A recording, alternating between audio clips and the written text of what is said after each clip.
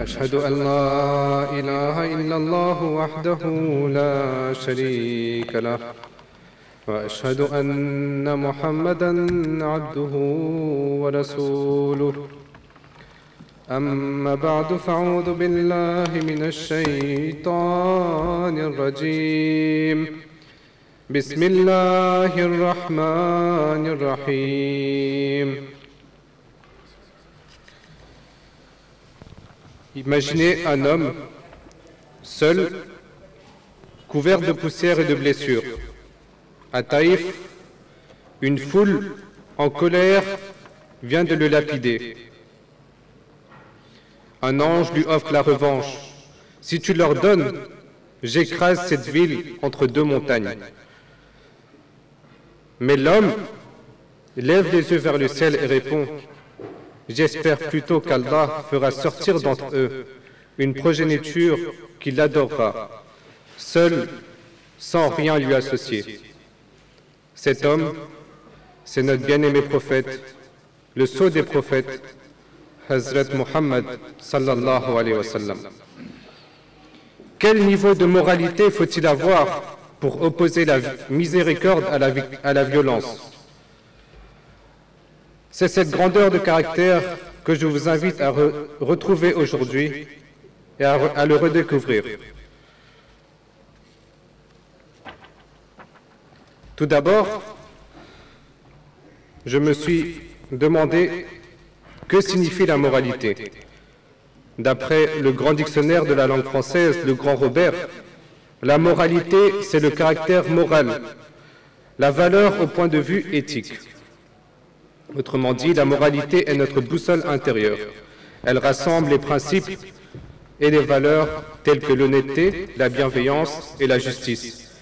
C'est ça qui nous pousse vers le bien et nous détourne du mal. Dans l'histoire, les plus grands guides que nous avons connus sont ceux qui ont enseigné et incarné les valeurs les plus hautes. Chers frères et sœurs, aujourd'hui, ce qui nous réunit, c'est le sujet qui porte sur le saint prophète sallallahu alayhi wa sallam, un grand enseignant de la moralité. Il est reconnu non seulement comme un modèle de moralité exceptionnelle, mais aussi comme un pédagogue par excellence. C'est un pédagogue par excellence des valeurs morales avant même sa mission prophétique. Ses contemporains l'appelaient et le surnommait Al-Amin, le digne de confiance. Chers frères et sœurs, au cours de ce discours, nous verrons comment Allah atteste de son caractère sublime, comment le prophète sallallahu alayhi wa sallam a transmis la moralité par ses paroles et son exemple, et comment ses successeurs, ainsi que la science moderne, confirment aujourd'hui encore la pertinence et la sagesse de ces enseignements. Tournons-nous maintenant vers le Saint-Coran. Allah affirme explicitement l'excellence morale du prophète Mohammed sallallahu alayhi wa sallam. Il dit, en s'adressant au prophète sallallahu alayhi wa sallam, Bismillahirrahmanirrahim. Innaka la'ala khuluqin azim. C'est-à-dire, et tu possèdes assurément de haute qualité morale. Ce verset proclame que le caractère du prophète Mohammed sallallahu alayhi wa sallam atteignait un rang sublime et inégalé. Ensuite, Allah présente le prophète sallallahu alayhi wa sallam comme un modèle à suivre pour l'humanité. Il dit, en vérité, dans le prophète d'Allah, vous avez un excellent modèle pour celui qui garde espoir en Allah et le dernier jour. Fin de citation du verset. Dans ce verset, nous pouvons voir que le prophète Mohammed sallallahu alayhi wa sallam est désigné comme l'exemple parfait en matière de foi et de conduite morale. Un autre verset coranique rappelle que le prophète Mohammed sallallahu alayhi wa sallam a été envoyé par pure miséricorde. Allah nous dit « Et nous ne t'avons envoyé que qu'en miséricorde pour l'univers, c'est-à-dire pour le bien de toute l'humanité, par compassion pour chaque peuple et pour chaque créature. » Ainsi, le Coran établit que le saint prophète Mohammed sallallahu alayhi wa sallam possédait les plus hautes qualités morales et qu'il est le guide par excellence pour nous apprendre le bien et le juste. Suivre sa voie est la garantie de progresser moralement. Nous explique Hazrat Khalifatul Masih al-Khamis, Ayyadahullahu ta'ala bin Aziz, il nous dit « Ainsi, on ne pourra mériter le titre de musulman sans suivre cet excellent exemple. » Fin de citation. Notons d'ailleurs que dès le début de sa mission, lorsque le prophète Mohammed sallallahu alayhi wa sallam commence à prêcher, c'est son comportement exemplaire qui attira les cœurs sincères. Son épouse, Hazrat Aïcha radhiyallahu anha, décrit la meilleure façon. Hazrat Aïcha radhiyallahu anha décrivit de la meilleure façon son éthique personnelle en répondant à qui l'interrogeait. Elle dit, son caractère c'était le Saint-Coran. En d'autres termes, il incarnait parfaitement les enseignements coraniques. Que ce soit la clémence, la vérité, la patience, la générosité et la droiture, à tel point que sa vie était le reflet vivant de la parole d'Allah. Cette harmonie totale entre le message et l'homme fait de Mohammed sallallahu alayhi wa sallam un éducateur unique. Il enseignait la moralité tout autant par ses paroles que par son exemple. Maintenant, tournons-nous un peu vers les hadiths du prophète sallallahu alayhi wa sallam. Le saint prophète sallallahu alayhi wa sallam a explicitement souligné que la dimension morale au cœur de sa mission prophétique est au cœur de sa mission prophétique. Il dit en termes clairs, « Je n'ai été envoyé que pour parfaire les nobles mœurs. » Cette parole prophétique et authentique nous informe que l'objectif ultime de l'islam est l'édification d'une moralité parfaite chez l'être humain. Notre bien-aimé prophète, Hazrat Muhammad sallallahu alayhi wa sallam, voyait la moralité comme le couronnement de la foi. Il a également enseigné les croyants les plus complets dans la foi sont ceux qui ont le meilleur caractère. Et les meilleurs d'entre vous sont ceux qui sont les meilleurs envers leurs femmes. Autrement dit, la valeur véritable d'un croyant se mesure à la noblesse de son comportement, que ce soit avec ses proches ou sa famille, à commencer par son épouse. Par cette parole, le saint prophète Mohammed sallallahu alayhi wa sallam établit que la perfection de la foi passe par la qualité du caractère et par le respect des droits des femmes, bien au-delà des critères de richesse, d'origine ou d'apparence. Parmi les hadiths qu'on a, il y a celui où le prophète Mohammed sallallahu alayhi wa sallam nous a donné son exemple lorsqu'il éduquait un jeune garçon.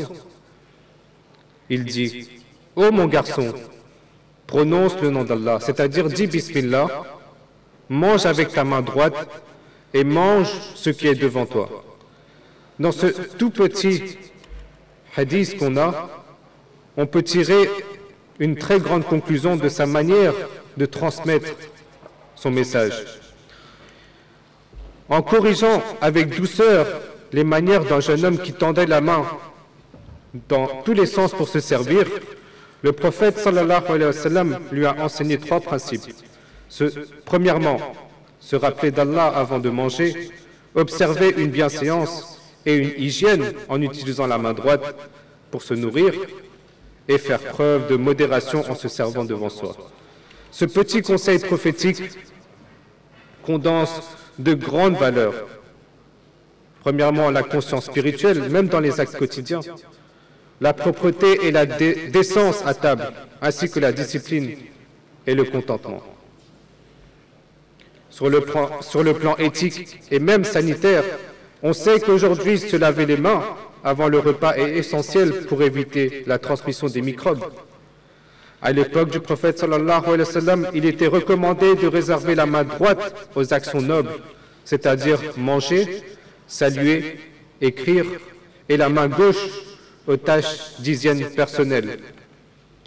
C'est une mesure très simple, mais on peut voir que ça réduit grandement les risques de contaminer la nourriture par des impuretés.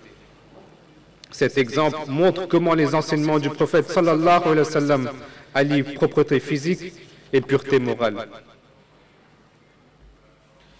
Le prophète sallallahu alayhi wa sallam faisait de la compassion le cœur même de la foi. Il affirmait « Celui qui ne fait pas miséricorde aux gens, Allah ne lui fait pas miséricorde. Et celui qui ne pardonne pas, il ne sera pas pardonné. » Autrement dit, la vraie perfection de la foi se mesure à la tendresse et au pardon. À la tendresse et au pardon que nous accordons aussi bien à l'humanité en général qu'aux personnes qui partagent notre foyer. La vie du prophète sallallahu alayhi wa sallam illustre parfaitement ces paroles. Jamais il ne répondait au mal par le mal, que ce soit avec sa communauté ou avec sa famille. Jamais il ne répondait au mal par le mal. Par exemple, lui qui avait été persécuté par des années et des années, pendant des années et des années par les Mécois, lorsqu'il entrait à la Mecque, il les pardonna tous. Il déclara à cette occasion historique, alors que ses ennemis, vaincus, se tenaient tremblants devant lui, il dit « Je vous dis, comme Joseph le dit à ses frères, pas de reproche contre vous aujourd'hui, allez-y, vous êtes libres. » Ce pardon sans vengeance, dans un contexte où, selon les usages de l'époque, il aurait pu légitimement les punir, témoigne d'une clémence surhumaine. Ce jour-là, l'humilité, la miséricorde et la maîtrise de soi que le prophète sallallahu alayhi wa sallam a montré ont converti les cœurs les plus hostiles. Nombre de ses anciens ennemis embrassèrent l'islam en reconnaissant que seul un envoyé de Dieu pouvait faire preuve d'une aussi grande bonté. Sa bienveillance ne s'étendait pas uniquement aux êtres humains. Il était aussi, cette bonté était aussi là envers les animaux. Un hadith rapporte qu'en voyage, il ordonna à ses compagnons de remettre dans son nid un oisillon tombé et de laisser en paix une chienne qui venait de mettre bas, afin de ne pas l'effrayer. C'est ça le respect de la vie, que ce soit la vie humaine ou la vie animale. Cela faisait partie intégrante de sa grande moralité. Le prophète Mohammed sallallahu alayhi wa sallam enseignait par son exemple et il enseignait cela aussi à ses proches qui ont témoigné qu'il pratiquait des tâches domestiques. Il recousait lui-même ses vêtements, il s'occupait des plus pauvres sans ostentation et il n'a jamais frappé un serviteur ni même haussé la voix par colère personnelle. Son sourire et sa douceur mettaient à l'aise quiconque le côtoyait. Le Messie promis, et ainsi que les califes de la communauté Ahmadiyya, ont souvent souligné le caractère incomparable de la moralité du prophète Mohammed sallallahu alayhi wa sallam. Son rôle et son rôle comme étant un guide universel. Le Messie promis dit à cet égard: les miracles les plus extraordinaires du saint prophète sallallahu alayhi wa sallam ne sont pas les événements surnaturels. Il dit, ce sont avant tout ces miracles moraux. Il a déclaré, la plus grande et la plus puissante preuve miraculeuse accordée à notre messager d'Allah fut celle de ses hautes qualités morales.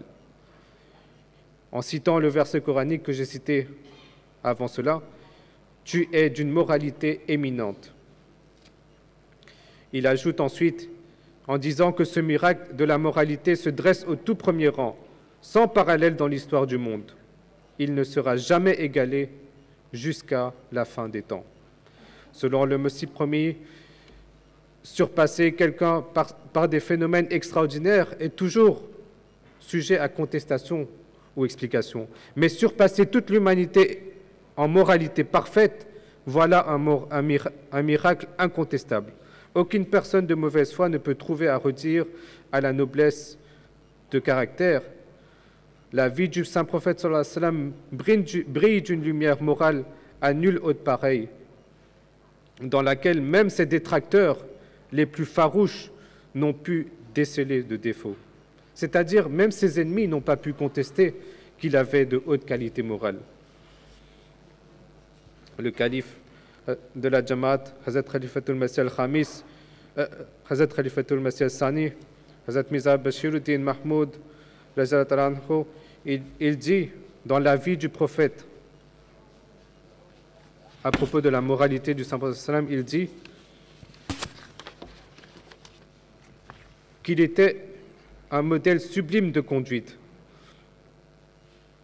D'ailleurs, Hazrat Khalifatul Masih al-Khamis, il dit que le saint prophète Mohammed sallallahu alayhi wa sallam est l'exemple parfait pour l'humanité.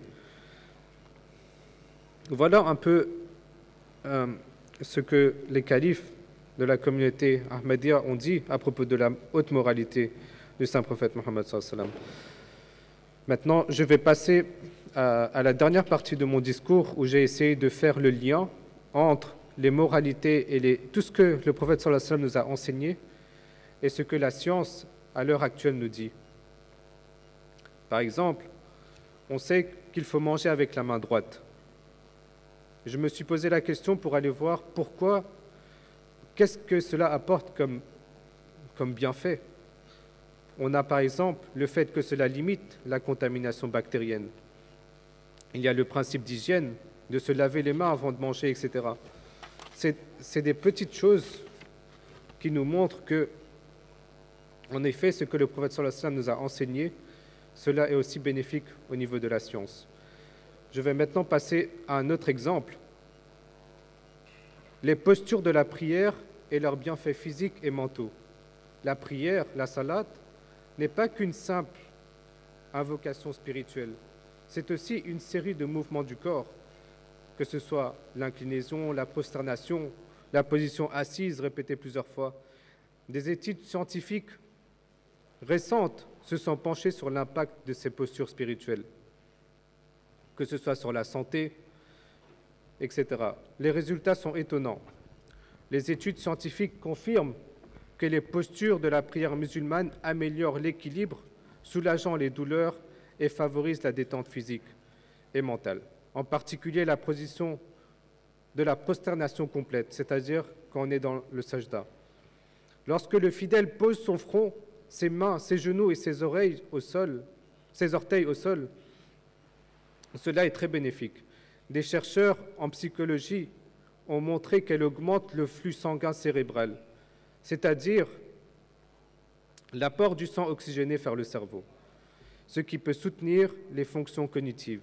On comprend mieux alors pourquoi beaucoup de fidèles ressentent un apaisement de l'esprit en se prosternant. Le cerveau est mieux irrigué, mieux oxygéné.